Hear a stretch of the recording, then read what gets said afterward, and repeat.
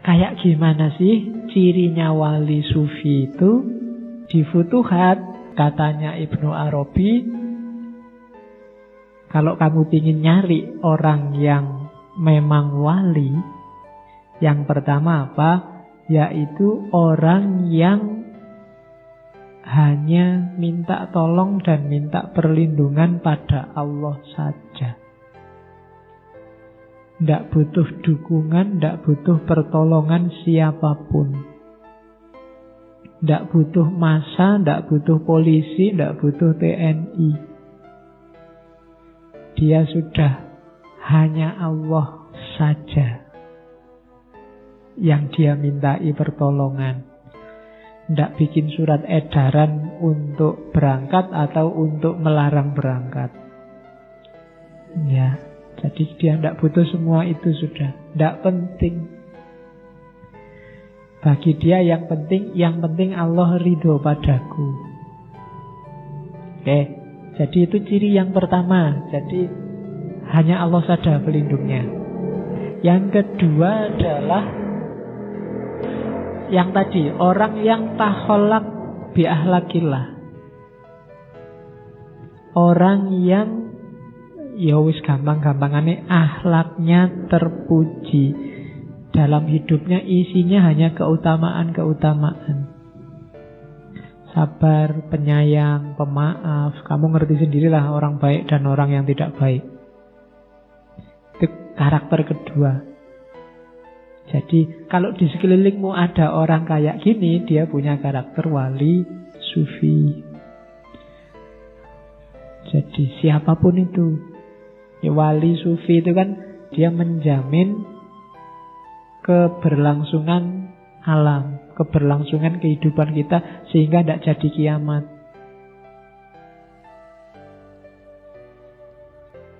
Jadi hari ini kan banyak teman-teman kita yang tawuran. Nah, kenapa kok ini semua sudah rusak, kok tidak kiamat-kiamat ya? Karena mungkin masih ada orang-orang yang karakternya wali sufi ini. Dialah yang menopang. Maka kalau ada ulama, kalau ada aulia yang meninggal, itu kan di hadis, di kitab-kitab banyak disebut itu bencana yang luar biasa. Berarti selangkah lebih dekat dengan kiamat. Jadi orang-orang ini, wali sufi ini kan yang nyambung kita sama yang di atas, sama Allah. Ini kalau HP itu, para wali sufi ini kayak towernya. Begitu towernya hilang, sinyalmu hilang. Kamu tidak bisa lagi nyambung sama providernya. Jadi maka hargailah orang-orang ini. Gara-gara mereka dunia ini tidak sampai kiamat, sampai hari ini. Ya, sekarang kan banyak yang tawuran-tawuran itu. Oke, harusnya umat Islam itu wasaton. Wasaton itu wasit. Cuma sekarang wasitnya ikut main. Susah sekarang wasitnya main. Janjane kalau gini loh, kalau ada orang tawuran, misalnya di ngaji ini ada yang gegeran tawuran, itu kan kamu pertama-tama tidak bahas siapa yang salah, siapa yang menang, siapa yang benar. Tapi pertama-tama yang dilakukan apa? Dipisah.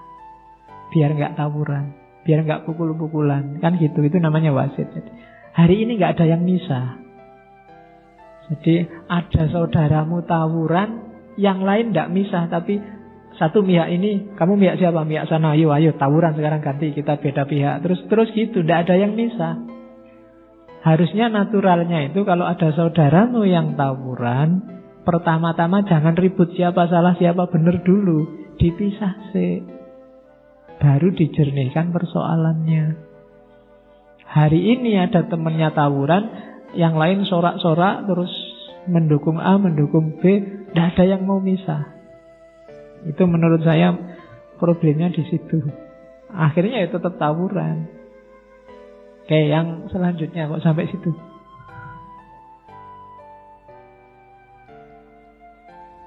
Terus orang yang selalu menyucikan dirinya lahir dan batin. Kenapa kok tidak batin saja penting? Iyalah, lahir penting no. Batinmu nggak dapat tempat yang layak kalau lahirnya rusak.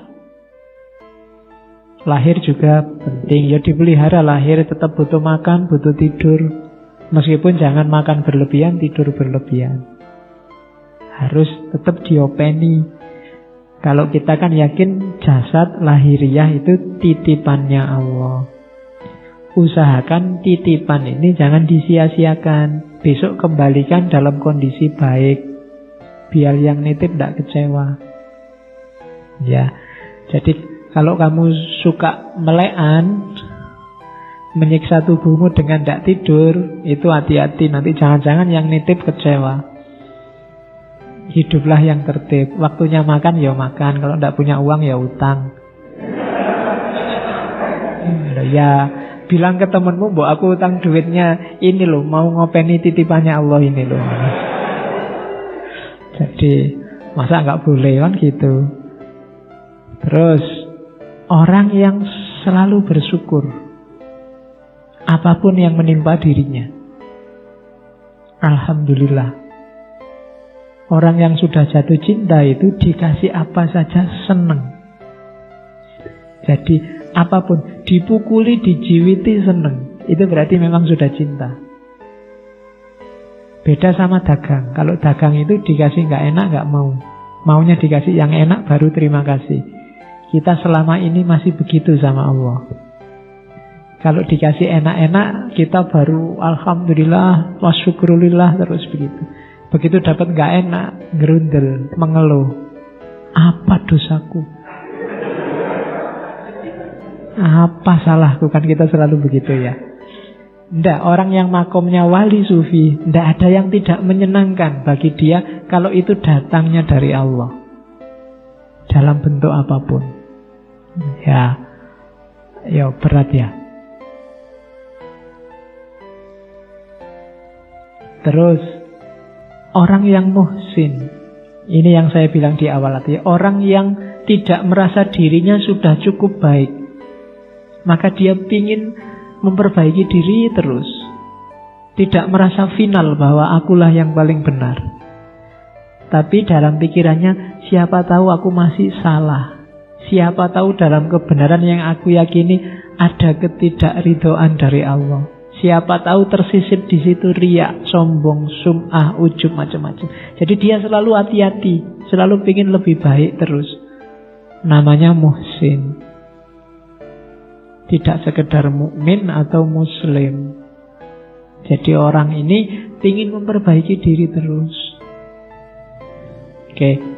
Dan yang terakhir cirinya wali sufi adalah menghadirkan Allah senantiasa dalam detak jantungnya, dalam setiap langkahnya, setiap kata-kata omongannya dan seterusnya.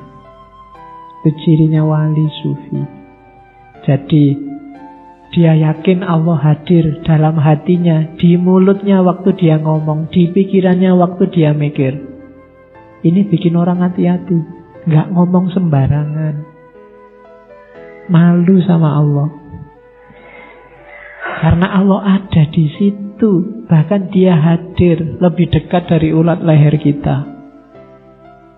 Bikin kita hidupnya terjaga. Itu wali sufi. Ada apa-apa dikembalikan ke Allah.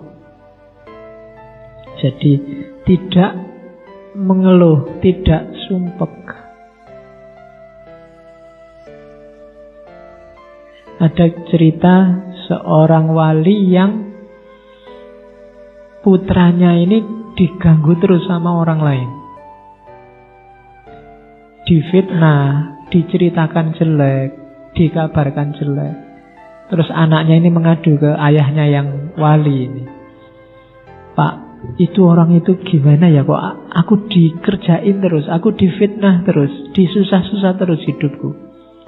Jawabannya wali ini, alhamdulillah nak, masih ada orang yang menyempatkan dirinya, menghabiskan energinya untuk meninggikan derajatmu. Terima kasihlah padanya.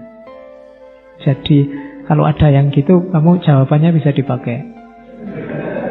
Jadi iya kan, loh, ketika orang mencelamu, melecehkanmu, merendahkanmu, ini kan secara, ya dalam dunia sufi itu yang untung besar itu dirimu. maka terima kasihlah padanya. Dia mau loh menghabiskan energinya untuk berpikir, untuk bertindak, untuk ngomong tentang dirimu. Alhamdulillah, matur nuwun. Ya kan? Ya kalau bahasa teologisnya kan, ketika orang menjelekkanmu, maka pahala dia dikasihkan ke kamu, dosamu dikasihkan ke dia. Kan logika ini kan bisa main, dan terima kasihlah padanya. Dia mau bercapek-capek ria tanpa dibayar, tanpa dikasih imbalan apa-apa, ngasih kamu pahala, ngasih kamu kemuliaan. Itu wali sufi namanya.